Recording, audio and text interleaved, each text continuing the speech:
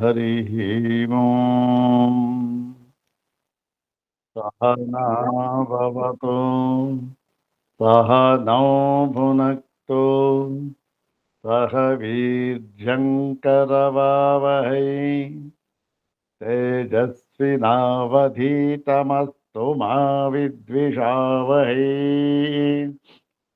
ॐ शान्ति शान्ति शान्तिः श्रुतिस्मृतिपुराणानाम् आलयं करुणालयं नमामि भगवत्पादं शङ्करं लोकशङ्करं नमामि भगवत्पादशङ्करं लोकशङ्करम् वन्दे तं सच्चिदानन्दं यतिवर्यं महामतिं वेदवेदान्तसारज्ञं सद्गुरुं प्रणतोऽस्म्यहम् सदाशिवसमारम्भां शङ्कराचार्यमध्यमाम् अस्मदाचार्यपर्यन्तां वन्दे गुरुपरम्पराम् अग्रे उपस्थितेभ्यः भवद्भ्यः सर्वेभ्यो जिज्ञासुभ्यः हार्दान् प्रणामान् समर्पयामि। ब्रह्मसूत्रशाङ्करभाष्ये तृतीयाध्याये तृतीये पादे एकसूत्रात्मकेऽस्मिन् त्रयोदशे पुरुषविद्याधिकरणे तस्मिन् अधिकरणे पुरुषविद्याधिकरणे उपरिबद्धम् एकमात्रं सूत्रम् इदानीं द्विवारं पठित्वा सूत्रार्थं तद्भाष्यभागं च यथाचार्यानुग्रहं विचारयामः। इदं सूत्रं पादादितः चतुर्विंशं सूत्रम्। सर्वाग्रे शंकर भगवत पूज्यपादानां प्रशस्तिश्लोकमेकं पठित्वा तेषां पादारविन्दयोः शिरसा प्रणिपत्य अनुग्रहं च प्राप्य प्रकृतं चतुर्विंशं सूत्रं तद्भाष्यभागं च यथाचार्यानुग्रहम् इदानीं विचारयामः। सर्वाग्रे शंकर भगवत पूज्यपादानां प्रशस्तिश्लोकमेकं द्विवारं पठामः। ओम नमस्त्रय्यंत संदोह सरसीरुह भानवे शंकरार्याय संसार ध्वांत ध्वंसपटीयसे। ओम नमस्त्रय्यंत संदोह सरसीरुह भानवे शंकरार्याय संसार ध्वांत ध्वंसपटीयसे। अथ श्रीमच्छंकर भगवतः कृतौ शारीरकमीमांसा भाष्ये तृतीये साधनाध्याये तृतीये पादे एकसूत्रात्मकं त्रयोदशं पुरुषविद्याधिकरणम्। ओम पुरुषविद्यायामिव चेतरेषामनाम्नानात्। ओम पुरुषविद्यायामिव चेतरेषामनाम्नानात्। ताण्डिपैङ्गिशाखिनां पुरुषविद्यायां पठितानां धर्माणाम् इव इतरेषां तैत्तिरीयानाम् अनाम्नानात्। अत्र तैत्तिरीयके शाखान्तरपठिताः ताण्डिपैङ्गिशाखान्तरपठिताः पुरुषविद्यायाः धर्माः अनुपसंहार्याः। ಇದನ್ನ ನಮಗೆ ನಾವು ನೋಡಿದ್ದೇವೆ. ಇದನ್ನ ಈ ಸೂತ್ರದಲ್ಲಿ ಅದು ವಿವಕ್ಷಿತವಾಗಿದೆ, ನೋಡಿದ್ದೇವೆ. ಆ ಒಂದು ಶ್ಲೋಕ ನೋಡಿದ್ರೆ ನಮಗೆ ಪೂರ್ಣವಾಗಿ ಈ ಒಂದು ಈ ಸಂಶಯ, ವಿಷಯ, ಸಂಶಯ ಮತ್ತು ಪೂರ್ವಪಕ್ಷ ಇಷ್ಟೂ ಕೂಡ ಅರ್ಥವಾಗುತ್ತೆ. ಪುಂವಿದ್ಯೈಕಾ ವಿಭಿನ್ನಾವ, ಪುಂವಿದ್ಯೈಕಾ ವಿಭಿನ್ನಾವ ತೈತ್ತಿರೀಯಕತಾಂಡಿನೋ ಮರಣಾವಭೃತತ್ವಾದಿ ಸಾಮ್ಯಾದೇಕೇತಿ ಗಮ್ಯತೆ. ಇದು ಈ ಒಂದು ಪೂರ್ವಪಕ್ಷ ಅಲ್ಲಿಯವರೆಗೂ ಆಗಿರ್ತಕ್ಕಂಥ ಭಾಗ. ಪುಂವಿದ್ಯಾ ಏಕಾವ ಭಿನ್ನಾವ ತೈತ್ತಿರೀಕ ತಾಂಡಿನೋ ಪಠಿತ ಪುಂವಿದ್ಯಾ ಏಕಾವ ಭಿನ್ನಾವ ಇತಿ ಸಂಶಯೇ ಸಂಜಾತೆ ಮರಣ ಅವಭೃತತ್ವಾದಿ ಸಾಮ್ಯಾತ್ ಏಕಾ ವಿದ್ಯಾ ಇತಿ ಗಮ್ಯತೆ. ಇದು ಪೂರ್ವಪಕ್ಷ. ಈಗ ಸಿದ್ಧಾಂತ ಭಾಗವನ್ನು ನೋಡೋಣ. ಅದ್ರ ಸ್ವಲ್ಪ ಭಾಗ ಆಗಿತ್ತು.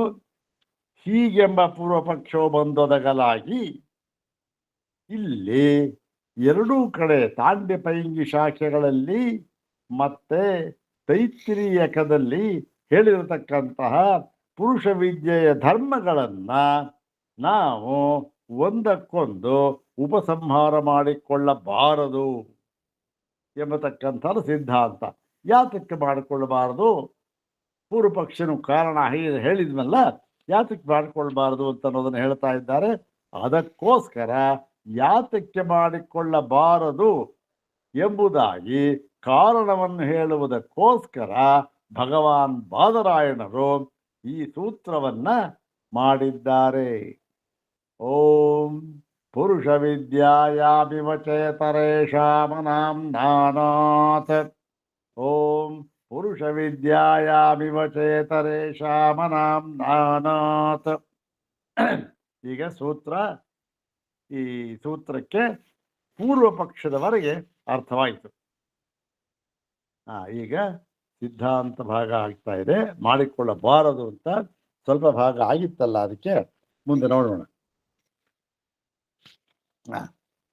ತೇಷಾಂ ಹಿ 634ನೇ ಪುಟ, ಮೊಟ್ಟ ಮೊದಲನೆಯ ವಾಕ್ಯ. ತೇಷಾಂ ಹಿ ಇತರ ವಿಲಕ್ಷಣಮೇವ ಯಜ್ಞ ಸಂಪಾದನಂ ದೃಶ್ಯತೆ. ತೇಷಾಂ ಹಿ ಅಂದರೆ ಅವುಗಳಲ್ಲಿ, ಯಾವುದರಲ್ಲಿ? ತಾಂಡಿ ಪೈಂಗಿ ಶಾಖೆಗಳಲ್ಲಿ, ಅವೆರಡು ಒಂದು ಸಾಮವೇದದ ಶಾಖೆಗಳಲ್ಲಿ ಮತ್ತು ಕೃಷ್ಣ ಯಜುರ್ವೇದದ ತೈತ್ತಿರೀಯ ಶಾಖೆಯಲ್ಲಿ ಈ ಯಾವ ಯಜ್ಞದ ಸ್ವರೂಪವನ್ನು ಹೇಳಿದ್ದಾರೋ ಅದು ಇತರ ವಿಲಕ್ಷಣಮೇವ, ಅದು ಒಂದಕ್ಕೊಂದು ವಿಲಕ್ಷಣವಾಗಿರುತ್ತದೆ.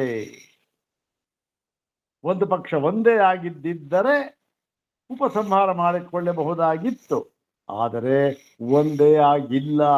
ಏನಾಗಿದೆ? ವಿಲಕ್ಷಣವಾಗಿವೆ ಒಂದು ಧರ್ಮಗಳು.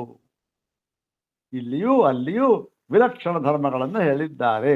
ಏನು ವಿಲಕ್ಷಣ ಧರ್ಮ? ಹೇಗೆ ವಿಲಕ್ಷಣ ಧರ್ಮ? ನಾವು ಹೇಳೋದವಲ್ಲ, ಸಾಮ್ಯ ಇದಕ್ಕೂ ಅದಕ್ಕೂ ಇದೆ ಅಂತ. ಆದರೆ ಇಲ್ಲ, ಸಾಮ್ಯ ಇದೆ ಇರಬಹುದು, ಆದರೆ ವಿಲಕ್ಷಣ ಹೇಗೆ, ಸಾಮ್ಯ ಎಷ್ಟಿದೆ ಅಂತಕ್ಕಂಥದ್ದನ್ನು ನಾವು ಹೇಳ್ತೇವೆ ಅಂತ ಹೇಳಿ ಶುರು ಮಾಡ್ತಾ ಇದ್ದಾರೆ. ಹೀಗೆ ವಿಲಕ್ಷಣ ಎಲ್ಲಿದೆ ಗೊತ್ತೇ? ನೋಡಿ, ಅಲ್ಲಿ ಈ ಎಲ್ಲಿ ತೈತ್ತಿರೀಯದಲ್ಲಿ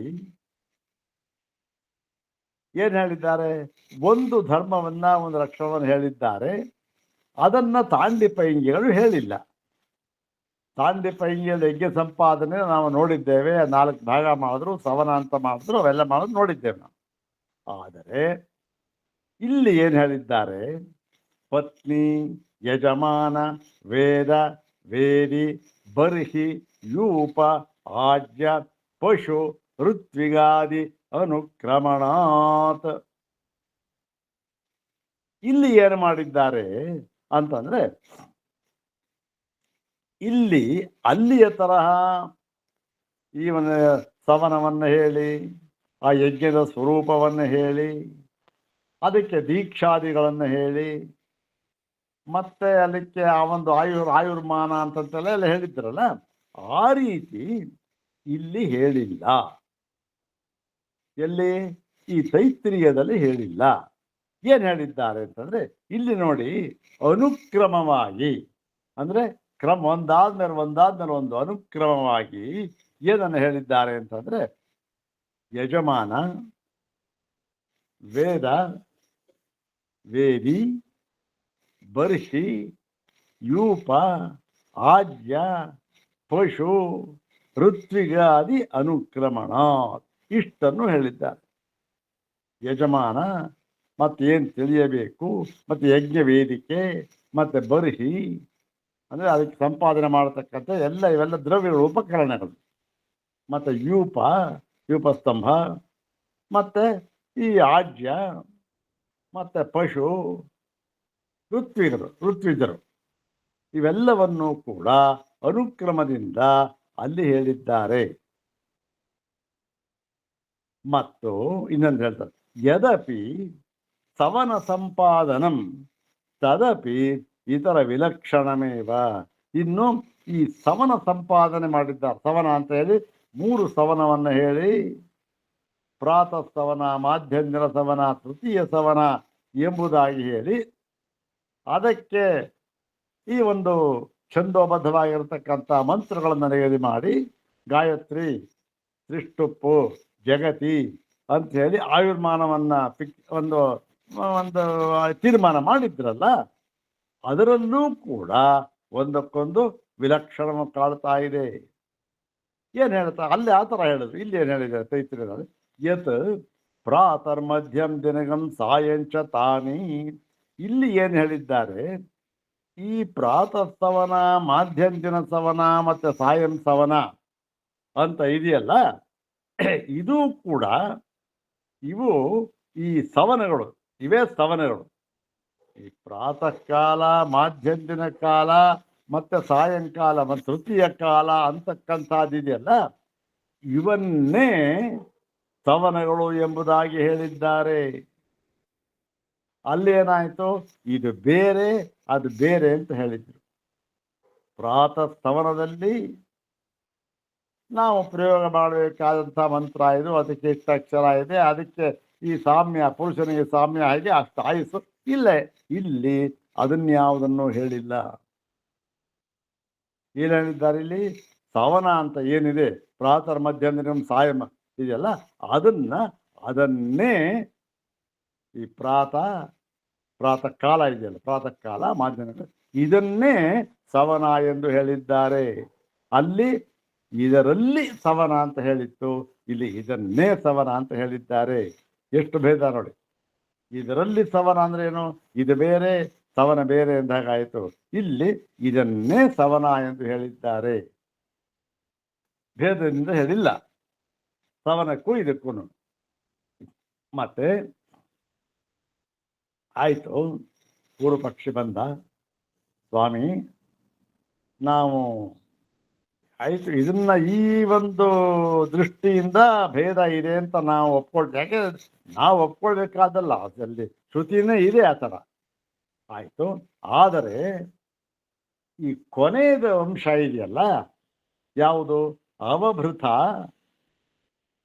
ಮತ್ತೆ ಈ ಅವಭೃತ ಮತ್ತೆ ಮರಣ ಅಂತಕ್ಕಂಥದ್ದು ಏನಿದೆ, ಎರಡಕ್ಕೂ ಕೂಡ ಯಜ್ಞದಲ್ಲಿ ಅವಭೃತ, ಇಲ್ಲಿ ಈ ಪುರುಷರನ್ನ ಯಜ್ಞ ಅಂತ ಮಾಡುವಾಗ ಇವನಿಗೆ ಮರಣವೇ ಅವಭೃತ ಎಂದು.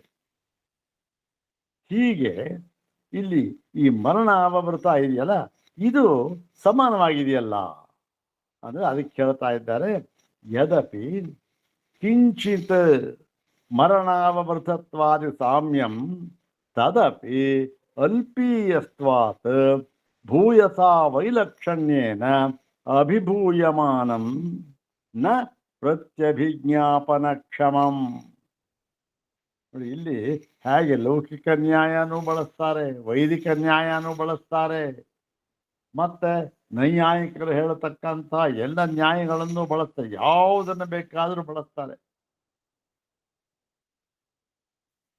ಇಲ್ಲಿ ಏನು ಹೇಳಿದ್ದಾರೆ ನೋಡಿ, ನೀವು ಈ ಮರಣ ಅವಭೃತ ಅಂತಕ್ಕಂಥದ್ದನ್ನ ಸಮಾನ ಅಂತ ಹೇಳಿದ್ರಲ್ಲ, ಹೌದು ಸಮಾನವನ್ನಾಗಿ ಹೇಳಿದ್ದಾರೆ. ಆದರೂ ಕೂಡ ಏನಾಗಿದೆ, ಅದು ಅತ್ಯಲ್ಪ ಪ್ರಮಾಣದ ಸಮಾನ. ನೋಡಿ, ನಾವು ಇಷ್ಟೆಲ್ಲ ಹೇಳಿದ್ವಿ, ಎಲ್ಲದರಲ್ಲೂ ಭಿನ್ನ ಅಂತ. ಯಜಮಾನ, ವೇದ, ವೇದಿ, ಬರ್ಹಿ, ಯೂಪ, ಆಜ್ಯ, ಪಶು, ಋತ್ವಿಕ್ಕು, ಇನ್ನೂ ಬೇಕಾದಷ್ಟಿದೆ. ಎಲ್ಲ ಅಂಶಗಳಲ್ಲೂ ಕೂಡ ವೈಲಕ್ಷಣ್ಯ ನಮಗೆ ಕಾಣ್ತಾ ಇದೆ. ಆದರೆ ಇದು ಒಂದು ವಿಷಯದಲ್ಲಿ ಮಾತ್ರ ನಮಗೆ ಸಾಮ್ಯ ಅಂತ ಅನ್ನೋದು ಕಾಣ್ತಾ ಇದೆ.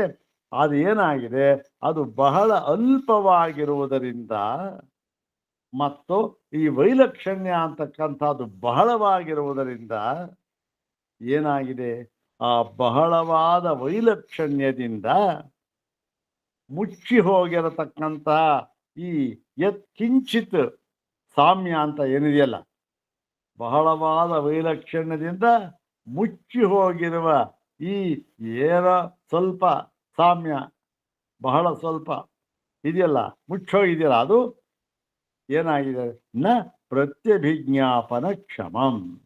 ಪ್ರತ್ಯಭಿಜ್ಞಾಪನ ಅದನ್ನೇ ಇಲ್ಲಿ ಹೇಳಿದ್ದಾರೆ ಎನ್ನುವುದಕ್ಕೆ ಇದು ಸಮರ್ಥವಾಗುವುದಿಲ್ಲ. ಯಾಕೆ? ಇದಕ್ಕೆ ಪಾಪ ಶಕ್ತಿನೇ ಇಲ್ಲ. ಯಾತಕ್ಕೆ? ಅದಕ್ಕೆ ವೈಲಕ್ಷಣ್ಯ ಅಂತಕ್ಕಂಥದ್ದು ಬೆಟ್ಟದಷ್ಟಿದೆ. ಇದ್ಯಾವುದು ಸಾಮ್ಯ ಅಂತಕ್ಕಂಥದ್ದು ಒಂದು ಸಣ್ಣ ಕಲ್ಲಿನಷ್ಟಿದೆ.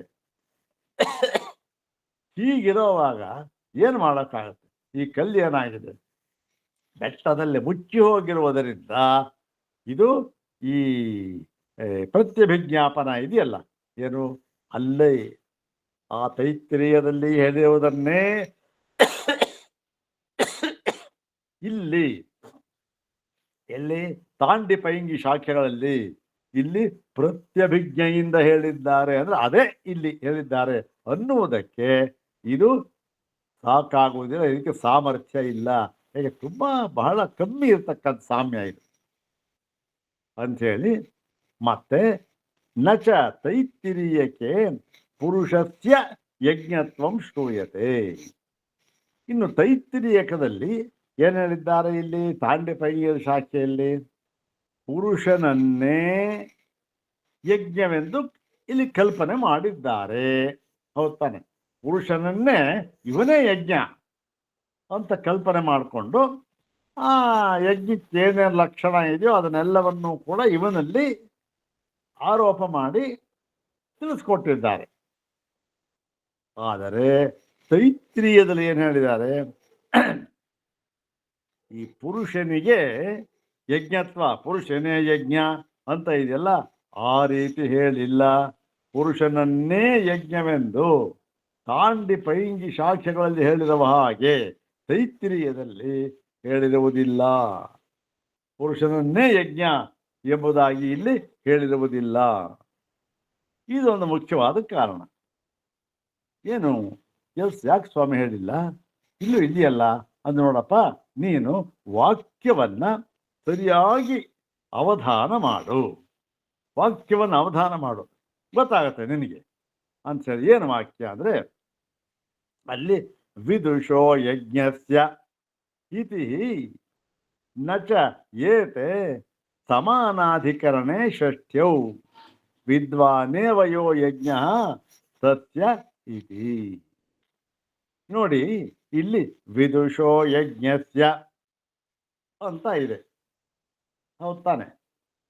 ಆ ಹಿಂದೆ ವಾಕ್ಯ ಅದನ್ನ ಹೇಳಿತ್ತಲ್ಲ, ವಿದುಷೋ ಯಜ್ಞಸ್ಯ. ಈ ವಿದುಷಃ ಅಂತಕ್ಕಂಥದ್ದು ಯಾವ ವಿಭಕ್ತಿ? ವಿದುಷಃ, ವಿದುಷೋಹ, ವಿದುಷಾಂ, ಷಷ್ಠಿ ವಿಭಕ್ತಿ ಏಕವಚನ ಇದು. ಮತ್ತೆ ಯಜ್ಞಸ್ಯ ಅಂತಕ್ಕಂಥದ್ದು ಯಾವುದು?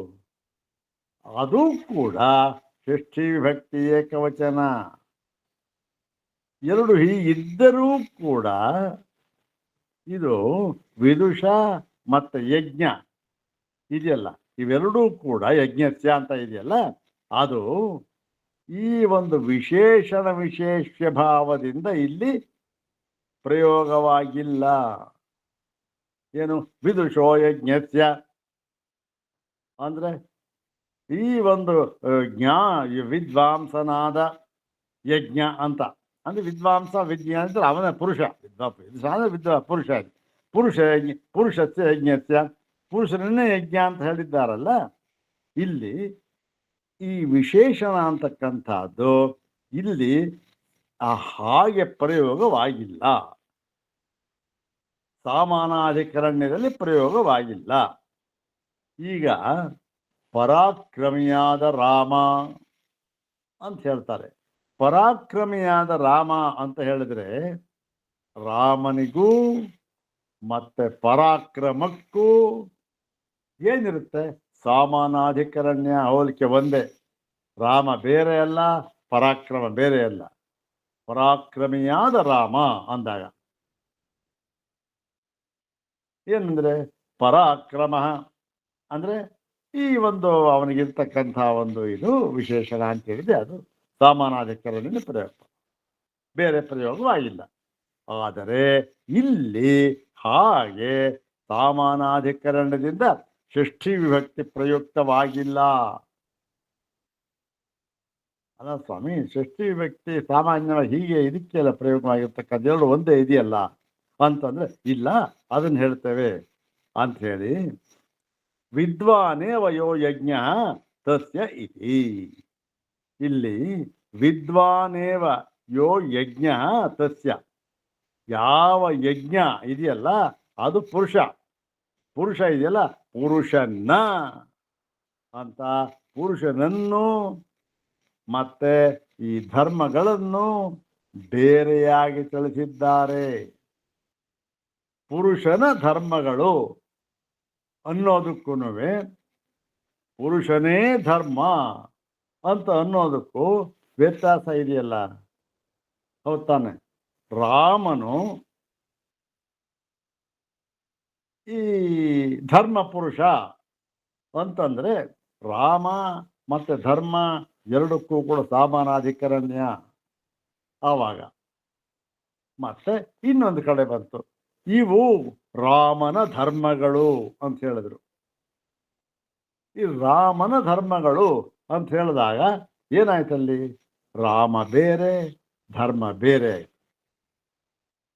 ರಾಮನೇ ಧರ್ಮ ಅಂತ ಅನ್ನೋದಕ್ಕೂ ರಾಮನ ಧರ್ಮ ಅಂತ ಅನ್ನೋದಕ್ಕೂ ಎಷ್ಟು ವ್ಯತ್ಯಾಸ ಇದೆ. ರಾಮನ ಧರ್ಮ ಅಂತ ಹೇಳುವಾಗ ಭೇದದಿಂದ ಹೇಳಿದ್ದಾರೆ, ರಾಮನೇ ಧರ್ಮ, ಹೌದು ತಾನೆ? ಮರ್ಯಾದಾ ಪುರುಷೋತ್ತಮ ರಾಮನೇ ಧರ್ಮ, ಧರ್ಮದ ಪ್ರತಿರೂಪವೇ ರಾಮ ಅಂದಾಗೇನು ಎರಡಕ್ಕೂ ಕೂಡ ಅಭೇದ. ಮತ್ತೆ ಇವು ರಾಮನ ಧರ್ಮಗಳು, ಅದನ್ನು ಅಲ್ಲಿ ಬರ್ಬೋದು, ಅದೇ ಧರ್ಮ ಬರ್ಬೋದು. ಬಂದಾಗ ಏನಾಗುತ್ತೆ? ರಾಮ ಬೇರೆ, ಇವನ್ ಬೇರೆ, ರಾಮ ಬೇರೆ. ಅದೇ ಇಲ್ಲಿ ಏನಾಗಿದೆ, ಹೀಗೆ ವಿದ್ವಾನೇ ವಯೋ, ಯಾರು ಯಜ್ಞದಲ್ಲಿ ಪುರುಷ ಅಂತ ಹೇಳಿದ್ರೆ ಅವನ ಅಂತ, ಅವನ ಧರ್ಮಗಳು, ಅವನೇ ಯಜ್ಞದ ಧರ್ಮಗಳು ಯಾವುದು? ಅವನ ಧರ್ಮಗಳು, ಯಜ್ಞ ಅವನೇ ಧರ್ಮ ಅಂತ ಅಲ್ಲ. ಹೀಗೆ ಇದಕ್ಕೆ ಈ ಷಷ್ಠಿ ವ್ಯಕ್ತಿ ಪ್ರಯೋಗ ಮಾಡಿದ್ರೂ ಕೂಡ ಇದು ರಾಮನೇ ಧರ್ಮ ಅನ್ನುವಾಗ ಮತ್ತು ರಾಮನ ಧರ್ಮ ಎನ್ನುವಾಗ ಧರ್ಮ ಅಂತ ಇದೆಯಲ್ಲ, ಅದು ಹೇಗೆ ರಾಮನಲ್ಲಿ ಸಾಮಾನಾಧಿಕರಣದಿಂದ ಪ್ರಯೋಗವಾಗಿದೆಯೋ ಅಥವಾ ಅಲ್ಲವೋ ಎನ್ನುವುದನ್ನು ನಿರ್ಧಾರ ಮಾಡುತ್ತೆ. ಅದೇನೋ ನಾವು ಅರ್ಥ ನೋಡ್ಕೊಂಡು ನಿರ್ಧಾರ ಮಾಡಬೇಕು. ರಾಮನ ಧರ್ಮಗಳು ಅಂತ ನಮಗೆ ಧರ್ಮ ಬೇರೆ, ರಾಮ ಬೇರೆ ಅಂದ್ರೆ ಧರ್ಮ ರಾಮನೇ ಧರ್ಮ ಅಂದಾಗ, ಧರ್ಮ ಪುರುಷ ರಾಮ ಅಂದಾಗ ಧರ್ಮ ಪುರುಷ ರಾಮ ಬೇರೆ, ಧರ್ಮ ಬೇರೆ ಅಂತ ಆಗೋದಿಲ್ಲ. ಧರ್ಮ ಪುರುಷ ರಾಮ. ಅಲ್ಲಿ ಸಾಮಾನಾಧಿಕರಣದಿಂದ ಹೇಳಿದ್ದಾರೆ, ತೈತ್ರಿಯದಲ್ಲಿ ಹಾಗೆ ಹೇಳಿಲ್ಲ. ಮತ್ತೆ ನಹಿ ಪುರುಷಸ್ಯ ಮುಖ್ಯಂ ಯಜ್ಞತ್ವಂ ಅಸ್ತಿ. ಮತ್ತೆ ಅಲ್ಲೇನು ಹೇಳಿದ್ದಾರೆ? ಪುರುಷನನ್ನೇ ಯಜ್ಞ ಅಂತ ಕರೆದು ಬಿಟ್ಟಿದ್ದಾರೆ. ಕಲ್ಪನೆ ಮಾಡಿದ್ದಾರೆ.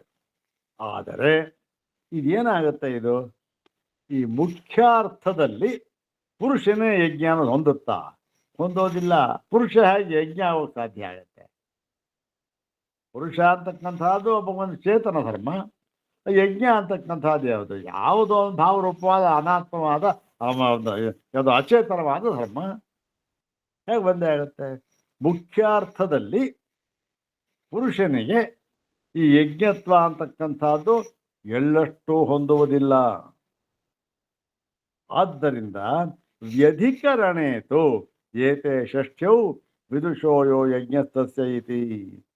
ಆದ್ದರಿಂದ ಇಲ್ಲಿ ವಿದುಷೋ ಯಜ್ಞಸ್ಯ ಅನ್ನೋವಾಗ ಅಲ್ಲಿ ಏನಾಗಿದೆ, ಸಾಮಾನಾಧಿಕರಣದಿಂದ ಅಲ್ಲಿ ಅರ್ಥವನ್ನು ಮಾಡಿದ್ದಾರೆ. ಇಲ್ಲಿ ಏನಾಗಿದೆ, ತೈತ್ರಿಯದಲ್ಲಿ ಸಾಮಾನಾಧಿಕರಣದಿಂದ ಮಾಡಿಲ್ಲ, ಇಲ್ಲಿ ವ್ಯಧಿಕರಣದಿಂದ ಮಾಡಿದ್ದಾರೆ. ಅಂದ್ರೇನು? ಒಂದಕ್ಕೊಂದು ಭಿನ್ನವಾಗಿ, ಸಮಾನವಾಗಲ್ಲ. ಒಂದು ಇವನ ಧರ್ಮ ಅನ್ನುವಾಗ ಧರ್ಮ ಬೇರೆ, ಇವನ್ ಬೇರೆ, ಭೇದದಿಂದ ಹೇಳಿದ್ದಾರೆ. ವಿದುಷೋ ಯಜ್ಞಸ್ಯ ಅಂದ್ರೆ ಈ ಒಂದು ಈ ವಿದ್ವಾಂಸ ಅಂದ್ರೆ ಪುರುಷ, ವಿದ್ವಾಂಸ ಅಂದ್ರೆ ಯಜಮಾನ ಅಂತ ಅರ್ಥ. ಯಜಮಾನನಾದ ಇವನಿಗೆ ಅಂಥೇಳಿ ಭವತಿ ಪುರುಷಸ್ಯ ಮುಖ್ಯೋ ಯಜ್ಞ ಸಂಬಂಧ. ಪುರುಷನೇ ಯಜ್ಞ ಅಂತ ಅನ್ನುವುದು ಹೊಂದೋದಿಲ್ಲ, ಪುರುಷನಿಗೆ ಯಜ್ಞದ ಸಂಬಂಧ ಇದೆ ಅಂತ ಅನ್ನೋದು ಹೊಂದುತ್ತೆ ಬೇಕಾದ್ರೆ. ಯಾಕೆಂದರೆ ನಮ್ಮ ಒಂದು ಪುರುಷ ದೇಹ ಶರೀರ ಇದೇ ಒಂದು ವೇದಿ ಇದು ಯಜ್ಞಕ್ಕುಂಟಾಯಿದ್ದ ಹಾಗೆ. ಇದು ಪ್ರತಿಯೊಂದು ಇದೆ. ವೈಶ್ವಾನರ ಇದ್ದಾನೆ, ಅಗ್ನಿ ಅವನೇ ಅಗ್ನಿ, ಆಹುತಿ ಹೇಳ್ಕೊಂಡು ಎಲ್ಲ ಹೀಗೆ ಪುರುಷಸ್ಯ ಯಜ್ಞ ಸಂಬಂಧ ಅಂತ ಅನ್ನೋದು ಅನ್ನುತ್ತೆ ಹೊರತು ಮುಖ್ಯ ಅರ್ಥದಲ್ಲಿ ಯಜ್ಞತ್ವ ಎನ್ನುವುದು ಹೊಂದೋದಿಲ್ಲ. ಸತ್ಯಾಂಚ ಗತೌ ಮುಖ್ಯ ಏವ ಅರ್ಥ ಆಶ್ರಯಿತವ್ಯ ನ ಭಾಕ್ತ ಅಂತ ಹೇಳಿ ಇಲ್ಲಿ ಮತ್ತೆ ಈ ಗತಿ ಇದೆಯಲ್ಲ, ಗತವು ಅಂದರೆ ಗತಿ ಅಂದರೆ ಯಾವುದು ಒಂದು ಅದಕ್ಕೆ ಒಂದು ದಾರಿ, ಅದು ಸತ್ಯ. ಒಂದು ಗತಿ ಇರಬೇಕಾದ್ರೆ, ಮುಖ್ಯಾರ್ಥಕ್ಕೆ ಗತಿ ಇರಬೇಕಾದ್ರೆ ಮುಖ್ಯಾರ್ಥವನ್ನೇ ಆಶ್ರಯಿಸಬೇಕು, ಗೌಣಾರ್ಥ ಅಲ್ಲ. ಒಂದು ವೇಳೆ ಮುಖ್ಯಾರ್ಥಕ್ಕೆ ಗತಿ ಇಲ್ಲದೆ ಹೋಗಿಬಿಟ್ಟರೆ ಆಗ ಗೌಣಾರ್ಥವನ್ನು ನಾವು ಕಲ್ಪನೆ ಮಾಡಬೇಕು. ಹೌದಾ? ಈಗ ನೋಡಿ, ಮಾನವಕೋ ಸಿಂಹ ಅಂತ ಹೇಳಿದ್ರು. ಈ ಮಾನವಕ ಅಂದರೆ ಬ್ರಹ್ಮಚಾರಿಯು ಸಿಂಹ ಅಂತ ಹೇಳಿದ್ರು. ಇಲ್ಲಿ ಏನಾಗುತ್ತೆ, ಮುಖ್ಯಾರ್ಥದಲ್ಲಿ ಮಾನವಕ ಸಿಂಹ ಅಂತ ಅನ್ನೋದು ಹೊಂದೋದಿಲ್ಲ. ಮತ್ತೆ ಏನಾಗಿದ್ದಾರೆ, ಆದ್ದರಿಂದ ಗೌಣಾರ್ಥದಲ್ಲಿ ತೆಗೆದುಕೊಳ್ಳಬೇಕು, ಆಗ ಹೊಂದುತ್ತೆ. ಆದರೆ ಮುಖ್ಯಾರ್ಥದಲ್ಲೇ ಯಾವಾಗ ಹೊಂದುತ್ತದೆಯೋ ಆಗ ಗೌಣಾರ್ಥ ಯಾಕೆ ತಗೋಬೇಕು? ಮುಖ್ಯಾರ್ಥವನ್ನೇ ತಗೊಳ್ಬೇಕು. ಅದೇ ನಿಯಮ. ಮುಖ್ಯಾರ್ಥ ಹೊಂದದೇ ಇರುವಾಗ ಗೌಣಾರ್ಥ. ಭಾಕ್ತ ಭಾಕ್ತ ಅಂದ್ರೆ ಗೌಣ ಅಂತ ಅರ್ಥ. ಭಾಕ್ತಮ್ ಅಂತಂದು ಬಂದರೆ ಗೌಣಮ್ ಅಂತಂದ್ರು ಒಂದೇ. ಭಾಕ್ತ ನಮ್ಮ ಪುರುಷಸ್ಯ ಮುಖ್ಯ ಆಶ್ರಯಿತವ್ಯ ನ ಭಾಕ್ತ ಗೌಣಾರ್ಥವನ್ನು ನಾವು ಆಶ್ರಯಿಸಬಾರದು. ಇನ್ನು ಆತ್ಮ ಯಜಮಾನ ಇತಿ ಚ ಯಜಮಾನತ್ವಂ ಪುರುಷಸ್ಯ ನಿರ್ಬ್ರುವನ್ ವೈಯಧಿಕರಣ್ಯೇನೈವ ಅಸ್ಯ ಯಜ್ಞ ಸಂಬಂಧಂ ದರ್ಶಯತಿ. ಇನ್ನು ಈ ಯಜಮಾನ ಯಾರು ಯಜ್ಞಕ್ಕೆ? ತಾನು ಆತ್ಮ ತಾನೇ ಯಜಮಾನ ಅಂತ ಹೇಳಿತ್ತಲ್ಲ, ಅಲ್ಲೂ ಕೂಡ ಈ ಯಜಮಾನತ್ವಂ ಪುರುಷಸ್ಯ, ಈ ಪುರುಷನಿಗೆ ಯಜಮಾನತ್ವ ಅಂತ ಹೇಳಿದ್ದಾರಲ್ಲ, ಈ ಪುರುಷನಿಗೆ ಅವನೇ ಯಜಮಾನ ಅಂತ ಹೇಳಿರುವುದು ವೈಯಧಿಕರಣ್ಯೇನೈವ ಅಸ್ಯ ಯಜ್ಞ ಸಂಬಂಧ ದರ್ಶಯತಿ. ಅಂದ್ರೇನು? ವೈಯಧಿಕರಣ್ಯೇನ ಅಂದ್ರೇನು? ಸಾಮಾನಾಧಿಕರಣದಿಂದ ಅಲ್ಲ. ವೈಯಧಿಕರಣ್ಯೇನ ಅಂದ್ರೇನು? ಭೇದದಿಂದಲೇ ಇದಕ್ಕೆ ಸಂಬಂಧವನ್ನು ನಾವು ಕಲ್ಪಿಸಿಕೊಳ್ಳಬೇಕು. ಎರಡು ಒಂದೇ.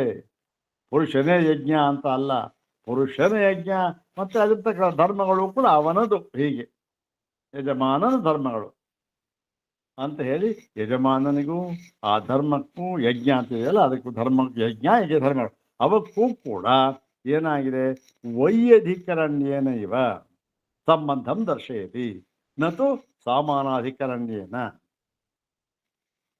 ಮತ್ತು ಅಪಿಚ ಮತ್ತು ಕೂಡ ಇನ್ನೇನು ಹೇಳಿದ್ದಾರೆ, ತಸ್ಯೈವಂ ವಿದುಷಃ ಇತಿ ಸಿದ್ಧವದ ಅನುವಾದ ಶ್ರುತೌ ಸತ್ಯಾಂ ಪುರುಷಸ್ಯ ಯಜ್ಞಭಾವಂ ಆತ್ಮಾದೀನಾಂಚ ಯಜಮಾನಾದಿಭಾವಂ ಪ್ರತಿಪಿತ್ಸಮಾನಸ್ಯ ವಾಕ್ಯಭೇದ ಸ್ಯಾತ್.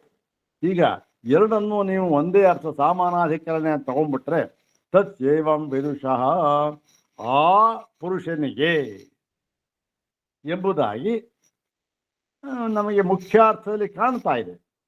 ಕಾಣುವಾಗ ಏನಾಗುತ್ತೆ, ಆ ಯಜ್ಞ ಪುರುಷನಿಗೆ ಅಂತ ಹೇಳುವಾಗ ಹೇಳಿಬಿಟ್ಟು ಮತ್ತೆ ಆ ಪುರುಷನಲ್ಲಿ ಯಜ್ಞ ಭಾವವನ್ನು ಕಲ್ಪಿಸೋದು ಹೇಗೆ?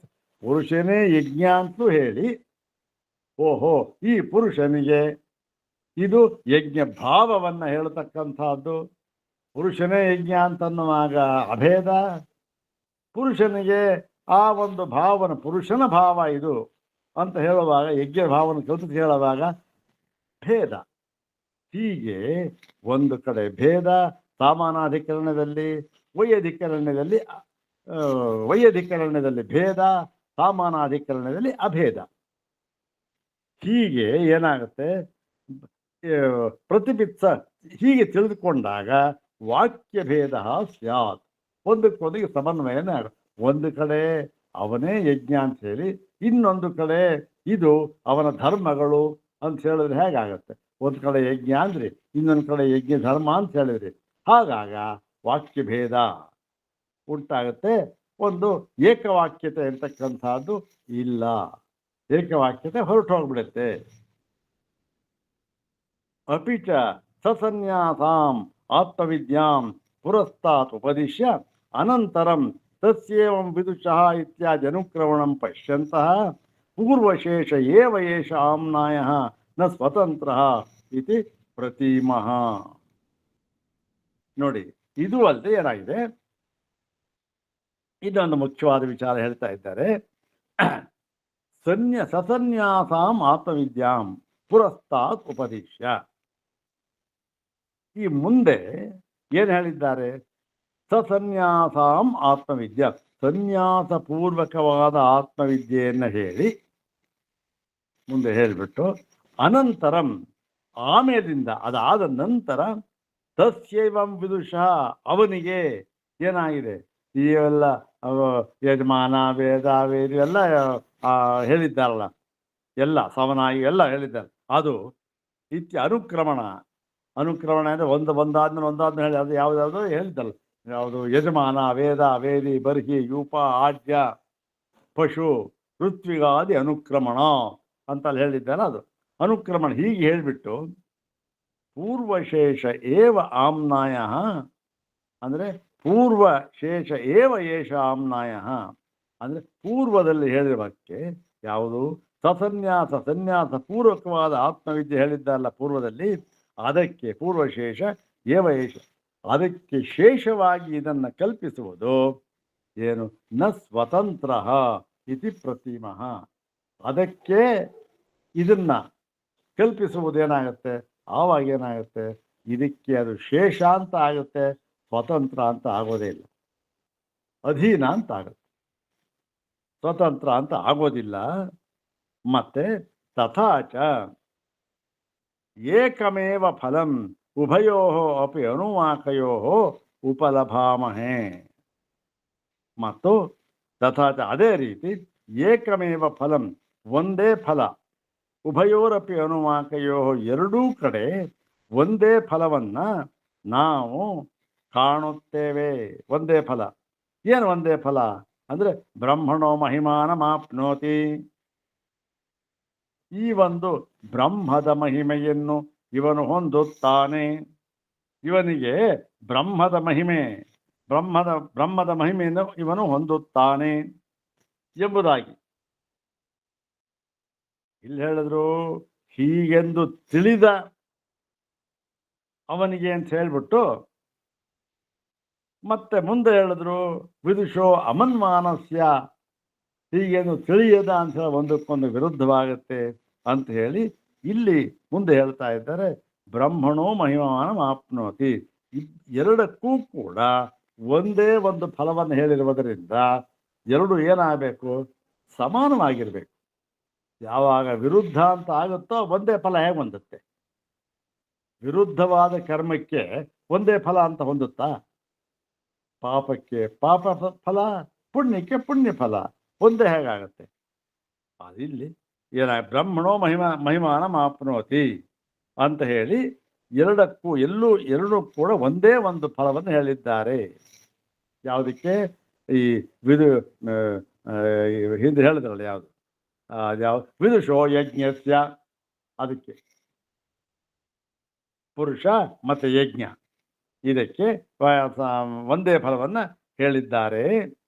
ಎಲ್ಲರೂ ಇತರೇಷ ಅಂತೂ ಅನನ್ಯಶೇಷ ಪುರುಷ ವಿದ್ಯಾಂ ನಾಯ.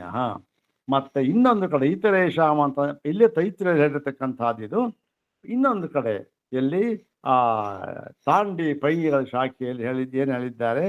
ಅನನ್ಯ ಶೇಷ, ಇದು ಯಾವುದಕ್ಕೂ ಶೇಷವಲ್ಲ. ಅನ್ಯ ಶೇಷ ಆದರೆ ಇನ್ನೊಂದಕ್ಕೆ ಶೇಷ ಆಗಿದೆ. ಅನನ್ಯ ಶೇಷ, ಅನನ್ಯ ಯಾವುದಕ್ಕೂ ಶೇಷವಲ್ಲ ಅಂದರೆ ಪುರುಷ ವಿದ್ಯಾಂ ನಾಯ. ಈ ಪುರುಷ ವಿದ್ಯೆಯನ್ನು ಹೇಳಿದ್ದಾರಲ್ಲ, ಇದು ಯಾವುದಕ್ಕೂ ಶೇಷವಲ್ಲ ಅಂತ ಹೇಳಿ ಅಲ್ಲಿ ಏನು ಮಾಡಿದ್ದಾರೆ? ಅಲ್ಲಿಗೆ ಫಲವನ್ನು ಕೂಡ ಅಲ್ಲಿ ಇದಕ್ಕೂ ಅದಕ್ಕೂ ಬೇರೆಯದಾಗಿ ಏನಂತ ಹೇಳಿದ್ದಾರೆ? ಆಯುರಭಿವೃದ್ಧಿ ಫಲೋಹ್ಯಸೌ ಅಂತ ಹೇಳಿ ಇವನಿಗೆ ಆಯಸ್ಸು ಅಂತಕ್ಕಂಥದ್ದು ವೃದ್ಧಿಯಾಗುತ್ತೆ. ಹೇಗೆ ವೃದ್ಧಿ ಆಗುತ್ತೆ ಅಂದರೆ ಇವನೇ ಯಜ್ಞದಲ್ಲಿ 3 ಸವನಗಳು, 3 ಸವನಗಳಲ್ಲಿ ಒಟ್ಟು ಅಕ್ಷರ ಎಷ್ಟು? ಗಾಯತ್ರಿ, ತ್ರಿಷ್ಟಪ್ಪು, ಜಗತಿ ಸೇರಿಸಿ 116 ಅಕ್ಷರಗಳು. ಇವನೇ ಯಜ್ಞ ಆದ್ದರಿಂದ ಇವನಿಗೆ 116 ವರ್ಷಗಳ ಆಯುರ್ಮಾನ ಅಂತ ಹೇಳಿ ಅವನಿಗೆ ಆ ಫಲ, ಆಯುರ್ವೃದ್ಧಿ ಫಲ ಅಂತ ಹೇಳಿ ಸಹ 16 ವರ್ಷಶತಂ ಜೀವತಿ ಯ ಏವಂ ವೇದ.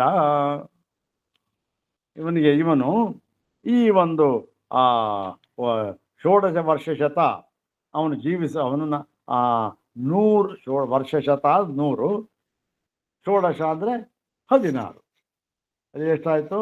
116 ವರ್ಷಗಳು ಜೀವಿಸುತ್ತಾನೆ. ಏನಾಯಿತು? 16 ವರ್ಷಶತಂ ಜೀವತಿ ಯ ಏವಂ ವೇದ. ಈ ರೀತಿಯಾಗಿ ತಿಳಿದವನು. ಎಲ್ಲಿ? ತಾಂಡಿಗಳು ಹೇಳ್ತಕ್ಕಂಥ ಭಾಗ ಇದು. ಇಲ್ಲಿ ಫಲ ಏನು? ಆಯುರ್ವೃದ್ಧಿ ಫಲ. ಅಲ್ಲಿ ಏನು ಫಲ? ಅವನಿಗೆ ಸಾಮಾನ ಅದು ಏಕೀಭಾವನ ಹೊಂದಿಬಿಡುತ್ತಾನೆ ಅಂತ ಹೇಳಿ ಜ್ಞಾನ ಫಲವಾದ ಮೋಕ್ಷಕ್ಕೆ ಸಾಧನವಾಗಿ ಅಲ್ಲಿ ಹೇಳಿದ್ದಾರೆ. ಎಲ್ಲಿ? ತೈತ್ರೀಯದಲ್ಲಿ. ತಾಂಡಿ ಪೈಂಗಿಗಳು ಇದೇನು ಮೋಕ್ಷಕ್ಕೆ ಸಾಧನ ಅಂತೇನು ಹೇಳಿಲ್ಲ. ಮತ್ತೇನು ಹೇಳಿದ್ದಾರೆ? ಇವನಿಗೆ ಅಭ್ಯುದಯ ಫಲವನ್ನು ಹೇಳಿದ್ದಾರೆ. ಅಭ್ಯುದಯ ಫಲ ಏನು? ಆಯುರ್ಮಾನವನ್ನು ಹೇಳಿದ್ದಾರೆ.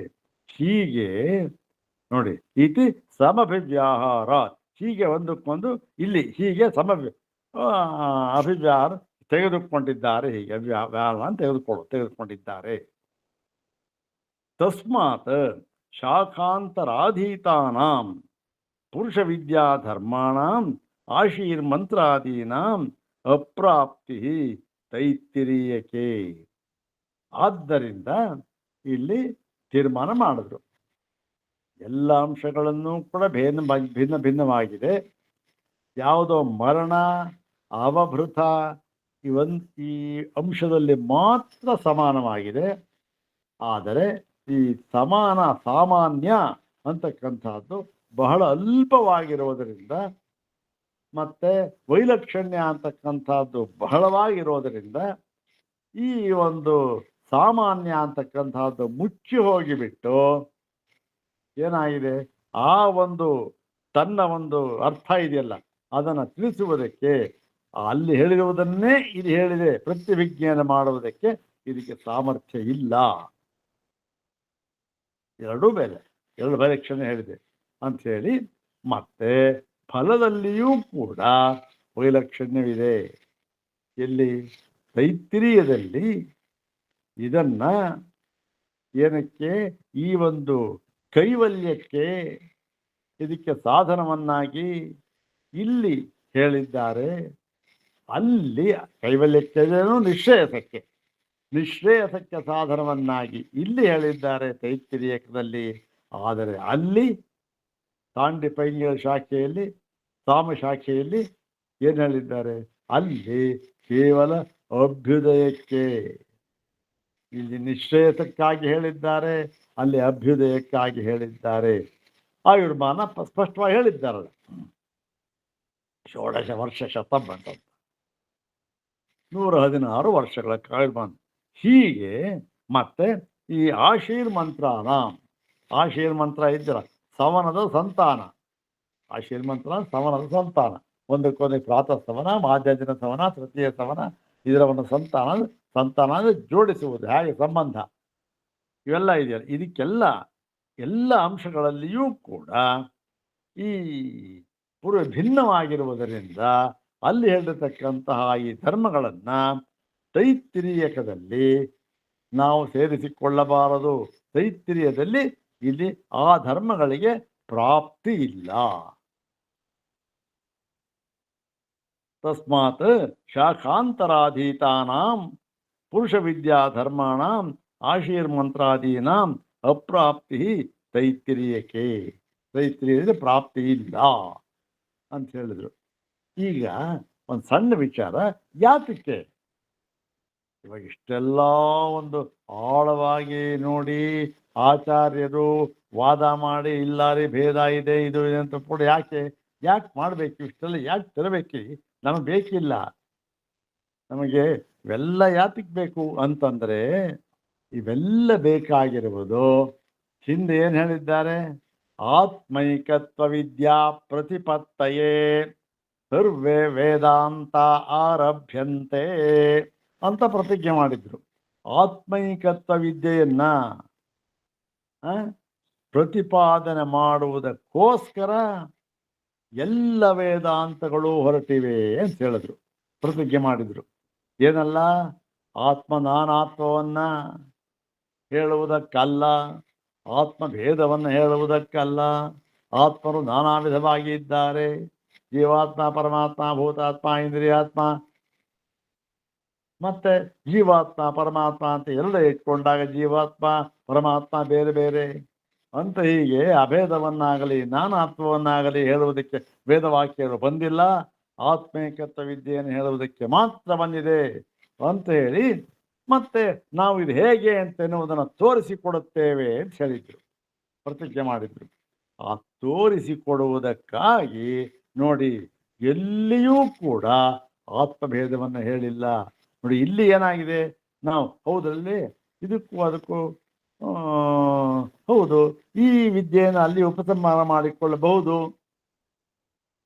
ಯಾಕೆ ನೀವೇ ಹೇಳಿದ್ದೀರಲ್ಲ ಫಲ ಒಂದೇ, ಮತ್ತೆ ಈ ಪುರುಷ ಪುರುಷ ಯಜ್ಞ ಅಂತಕ್ಕಂಥದ್ದು ಒಂದೇ ಆಗಿದೆ ಅಂತ ಹೇಳ್ಬಿಟ್ರೆ ಆವಾಗ ಏನಾಗುತ್ತೆ? ಆತ್ಮೈಕತ್ವವನ್ನು ನಾವು ಪ್ರತಿಪಾದನೆ ಮಾಡಿದಂತಾಗಲಿಲ್ಲ. ಯಾಕೆ? ಆತ್ಮಭೇದ ಬಂದ್ಬಿಡುತ್ತೆ. ಇಲ್ಲೆಲ್ಲ ಭೇದವನ್ನು ಹೇಳಿದ್ದಾರೆ. ಆದ್ದರಿಂದ ಈ ಭೇದ ವಾಕ್ಯಗಳನ್ನು ಇಲ್ಲಿ ನಾವು ಉಪಸಂಹಾರ ಮಾಡಿಕೊಳ್ಳಬಾರದು. ಅದಕ್ಕೇನರ್ಥ ಅದಕ್ಕೆ ನಾವು ಮುಂದೆ ಹೇಳ್ತೇವೆ ಭೇದವಾಕ್ಯ, ಇಲ್ಲಿ ಅದು ಬೇಡ, ಇದು ಅದನ್ನು ಇಲ್ಲಿ ಉಪಸಂಹಾರ ಮಾಡ್ಕೊಂಡು ಬಿಟ್ರೆ ಏನಾಗುತ್ತೆ? ಆತ್ಮನಾನಾತ್ವವನ್ನು ಒಪ್ಪಿಕೊಂಡ ಹಾಗೆ ಆಗಿಬಿಡುತ್ತದೆ.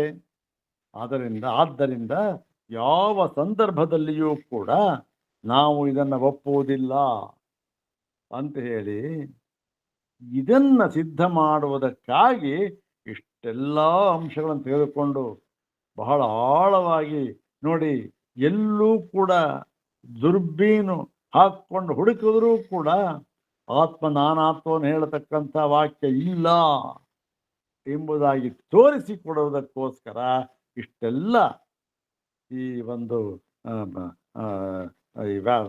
ವಾದ ವೈವಾದವನ್ನು ಮಾಡ್ತಾ ಇದ್ದಾರೆ ಭಗವಾನ್ ಶಂಕರ್.